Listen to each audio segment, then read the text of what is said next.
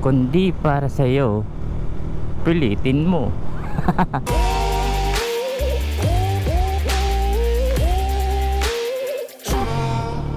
Kamusta kayo mga friends ko malalupet? So eto na naman tayo, no? Video vlogger. May naisip lang ako na parang pinaka-topic, kumbaga topic ba siya o kung ano man. Naisip ko lang yung mga bagay na kung hindi para sa'yo, bakit hindi mo ipilit, di ba? Di ba ang palagi nating nadidinig kung para sa'yo, ibibigay sa'yo. Pero kung hindi binigay sa'yo, may kailangan ka pang matutunan at hindi ka pa handa para sa malaking blessing na yon. So gusto ko lang din maipasok ang insight ko dun na gusto ko siyang baliin. Kung hindi para sa'yo, pilitin mo. Maraming times na nangyari na yan sa akin, yung kung hindi para sa'yo, pilitin mo.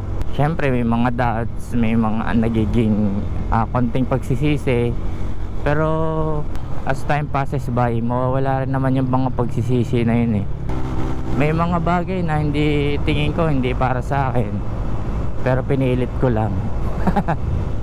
Na parang nangyayari dahil pinilit ko siya, para sa akin na siya, di ba?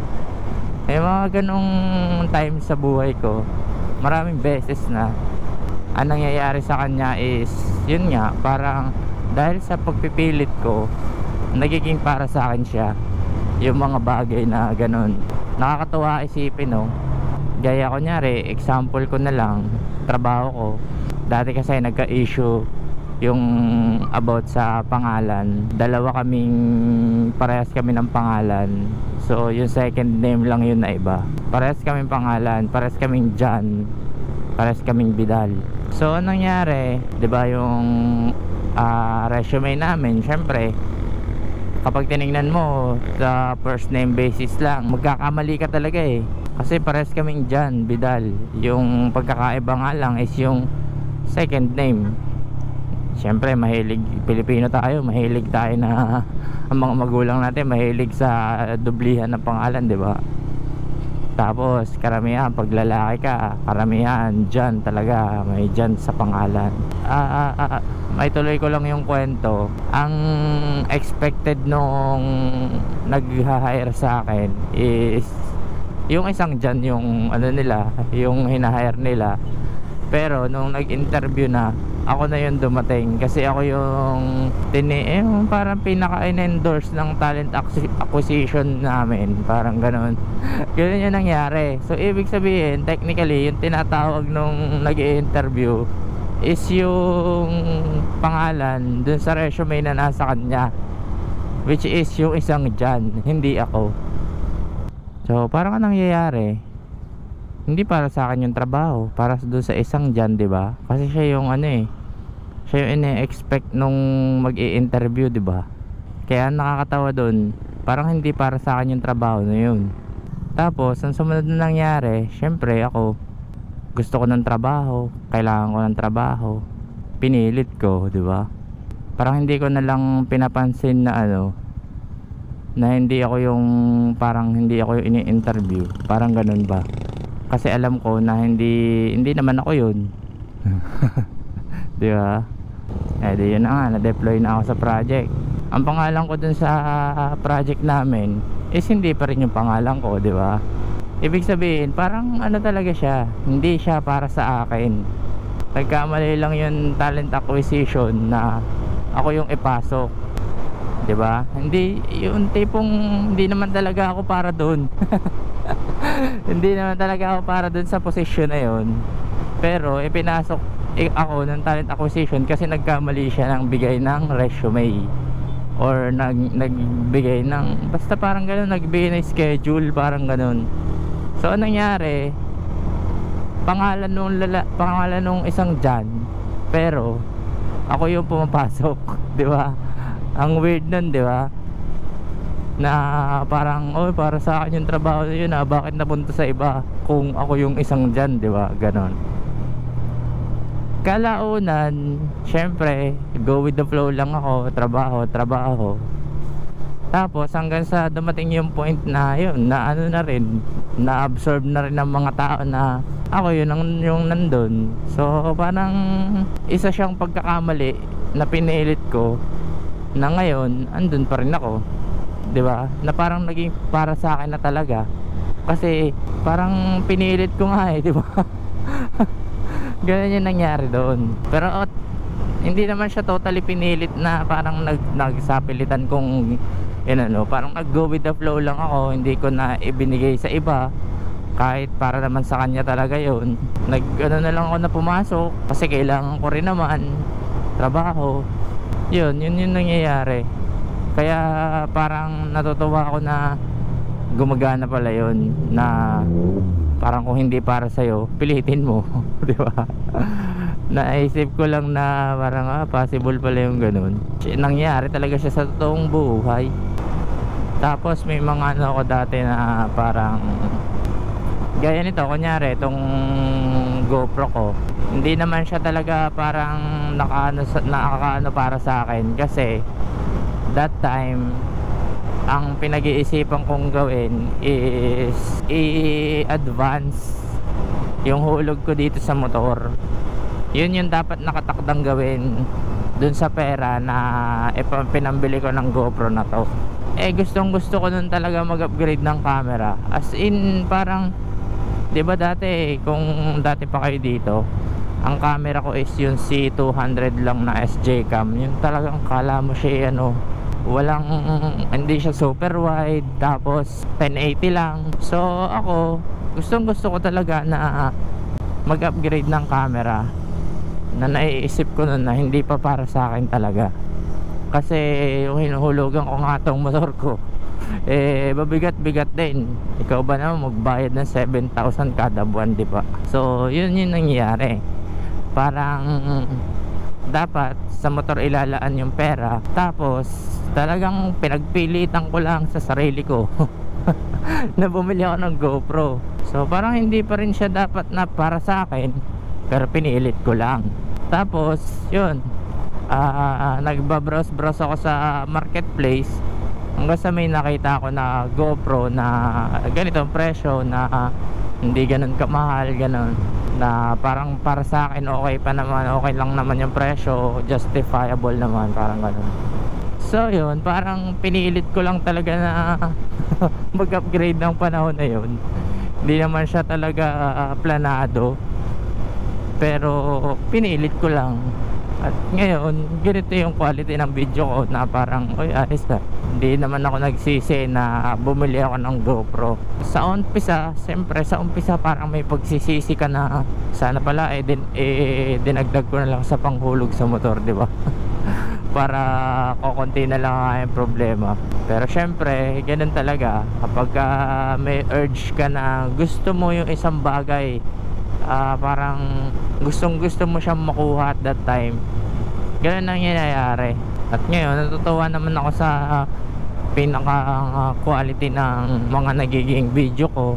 Hindi na siya ganun ka low quality. So talagang ewan ko, parang nakakatawa isipin, pero mostly yung mga bagay na meron ako ngayon parang pinilit ko lang. Ang dami mga bagay na parang ipinilit ko lang, na parang kung hindi para sa akin pilitin ko, di ba? Pinilit ko, mga ganun. Yung iba, yung mga pyesa dito na nakakabit sa motor ko, parang wala naman akong pera that time, pero syempre merong antag dito, pay later. Yun, doon ako kumukuha ng pambili, pay later. Nababayaran ko naman. Yung mga ganun bagay, parang hindi naman siya parang hindi naman kayo pinagtagpo ng ganitong panahon, pero pinilit mo lang. Tapos ngayon na-enjoy mo yung mga bagay na pinilit mo, di ba? Nakakatawa isipin na sa paglaon ng panahon, parang nagiging para sa'yo yung mga bagay na pinilit mo lang. Hindi ko masasabi kung applicable ba to sa lahat, o sa akin lang siya gumagana. May mga times talaga na masasabi ko na parang ang swerte ko eh, dahil nga ng mga ganyang bagay. Pero at the end of the day, parang sinasabi lang din sa'yo ng mga ganyang bagay na yun yung alignment ng universe para sa'yo, di ba? Na para bang kahit sabihin mo na pinilit mo lang siya, pero yun yung talagang dapat na mangyayari ng mga araw na yun. Parang ganun. Parang yun nga, yung alignment ng universe, yung plano ng Diyos para sa'yo is yun talaga. Kasi ready ka para sa mga bagay na yun, di ba? Kasi parang okay na makatanggap ka ng mga ganong biyaya galing sa kanya. Parang ganun yung concept. Kaya kahit sabihin natin na pinilit ko lang yung mga bagay na yan, siya pa rin naman na may bigay niyan. Hindi naman siya magiging posible kung hindi dahil din sa ganun bagay, sa Diyos, at sa alignment ng universe, kung saan bagay man kayo naniniwala. Galing, no? Kakatuwa yung mga ganong thoughts. Akala mo walang kwenta yung mga ganong bagay, pero pag naisip mo na muni-muni mo parang mga ganong bagay, maiisip mo na ang galing, bakit ganon? Ang galing, ganon pala yun. Parang ganon, di ba? Katuwa lang. Na-share ko lang din kasi bigla lang pumasok sa isip ko. Pero minsan yung mga ganyang bagay, may consequences yan. Minsan ilang buwan o taon mo yung pagsisisihan bago mo matanggap na ganun yung nangyari. Hindi sa lahat ng pagkakataon, pag ipinilit mo yung mga ganung bagay, magbubunga ng maganda. Minsan may mga backfire din talaga yan. Yung mga consequences na haharapin mo pagdating ng panahon, mga ganung bagay ba. And of course, tatanggapin mo dapat kasi yun yung mga bagay na naka-align sa plano ng Diyos o sa alignment ng universe, di ba? O sa nakasaad sa sacred timeline. Parang mga ganung bagay. Ang saya explore ng mundo. Tsaka yung concept na kung hindi para sa'yo, pilitin mo. Parang ano lang yun eh, parang sinabi lang na hindi man para sa'yo ngayon, pagsikapan mo, parang ganun. Sikapin mong maabot yung mga bagay na yan. Huwag kang susuko, parang ganun. Parang ganun lang din naman yung concept niya eh. Parang huwag mong titigilan, parang ganun. Kung sa tingin mo parang pasuko ka na akala mo hindi talaga para sa'yo, huwag mong tigilan. Gaya ngayon, yung ginagawa ko ngayon sa pag-vlogging. Nararamdaman ko na parang hindi para sa akin tong vlogging kasi parang wala namang nangyayari, di ba? Pero syempre, andun pa rin ako sa gusto ko siyang gawin. Kahit minsan wala akong oras na gawin to, gusto ko siyang gawin. Minsan nga lang, yun nga, syempre nauubusan ako ng time, nauubusan ako ng ideas, pero kailangan andito ka pa rin, buo ka pa din. Yung iba kasi pagka parang naisip nila na ay hindi to para sa akin, hindi to parang hindi to nababagay sa akin, o hindi ako para dito, hindi na nila pipilitin, nagko-quit na lang sila basta. Ang dami kong dati mga pina-follow ko na content creator, mga ganito din, vlogging, motovlogging, ganyan. Tapos parang wala nangyayari sa buhay nila dahil sa motovlogging. Wala, tumitigil na kagad sila, parang ganun. Ako nga, hindi pa ako sumasahod dito eh, diba? Pero create pa rin ako ng video. Na-enjoy ko kasi, parang na-enjoy ko yung process na kahit papano, parang ganun nga yung concept na kahit papano parang may hopes up pa rin na magtatagumpay ako dito, parang ganun. Na parang kung hindi para sa akin, pipilitin ko na maging para sa akin, parang ganun, di ba? Parang ganun yung concept. Iniisip ko minsan, naiisip ko rin na hindi naman yata to para sa akin vlogging na to eh, kasi ang dami ko na na-invest pero wala naman nangyayari. Wala lang siguro pa sa ano, sa oras, di ba? Parang ganun. Pero malay mo, pag pinilit mo talaga, magiging para sa'yo. Pero wag mo naman i-pressure yung sarili mo. Dapat chill ka lang. Ganun lang yung concept na naiisip ko about dun sa kung hindi para sa'yo, pilitin mo. So yun lang naman mga friends, natutuwa lang akong i-share yung mga ganong bagay na naiisip ko, yung mga ganong thoughts na pumapasok sa utak ko, na baka sakali na makatulong din sa inyo, di ba?